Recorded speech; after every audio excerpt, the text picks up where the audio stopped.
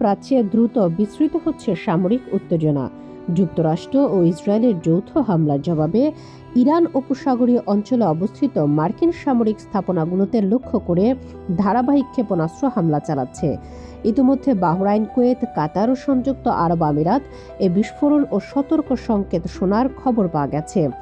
এবার সেই তালিকায় যুক্ত হয়েছে সৌদি আরব। বার্তা সংস্থা এএফপির বরাতে আল জাজিরা জানিয়েছে, দেশটির একাধিক স্থানে বিকট শব্দে বিস্ফোরণ হয়েছে। বিশেষ করে রাজধানী রিয়াদে আকাশ প্রতিরক্ষা ব্যবস্থার সক্রিয় হওয়ার খবর মিলেছে বলে আঞ্চলিক সূত্রগুলো জানিয়েছে।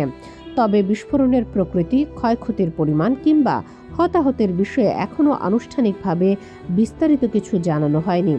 বিশ্লেষকদের মতে, ইরানের এই পাল্টা হামলার মূল লক্ষ্য মধ্যপ্রাচ্যে অবস্থিত মার্কিন সামরিক ঘাঁটিগুলো। সৌদি আরব দীর্ঘদিন ধরে যুক্তরাষ্ট্রের গুরুত্বপূর্ণ আঞ্চলিক মিত্র এবং দেশটিতে মার্কিন সামরিক উপস্থিতি রয়েছে। ফলে আঞ্চলিক সংঘাতের বিস্তার নিয়ে উদ্বেগ আরও বেড়েছে।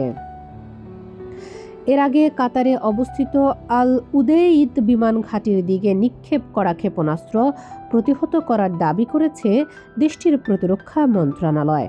বাহরাইন ও কুয়েতেও সাইরেন বাজানো এবং বিস্ফোরণের শব্দ শোনার খবর পাওয়া যায়। সংযুক্ত আরব আমিরাতের রাজধানী আবুধাবিতেও বিকট শব্দে বিস্ফোরণের কথা জানিয়েছে আন্তর্জাতিক গণমাধ্যম।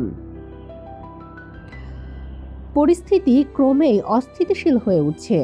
আকাশসীমা পর্যবেক্ষণ জোরদার করা হয়েছে এবং বিভিন্ন দেশের সামরিক সতর্কতা বাড়ানো হয়েছে। মধ্যপ্রাচ্য জুড়ে এই বহুমুখী পাল্টা হামলা অঞ্চলটিকে পূর্ণমাত্রার সংঘাতের দিকে ঠেলে দিতে পারে বলে আশঙ্কা করছেন আন্তর্জাতিক নিরাপত্তা বিশ্লেষকরা। এই মুহূর্তে সংশ্লিষ্ট দেশগুলোর পক্ষ থেকে আনুষ্ঠানিক বিবৃতি ও ক্ষয়ক্ষতির বিস্তারিত তথ্যের অপেক্ষায় রয়েছে বিশ্ববাসী। পরিস্থিতি যে কোনো সময় নতুন মোড় নিতে পারে বলে মনে করছেন পর্যবেক্ষকরা। শামীমা আক্তার, বাংলা বাজার পত্রিকা, ডিজিটাল।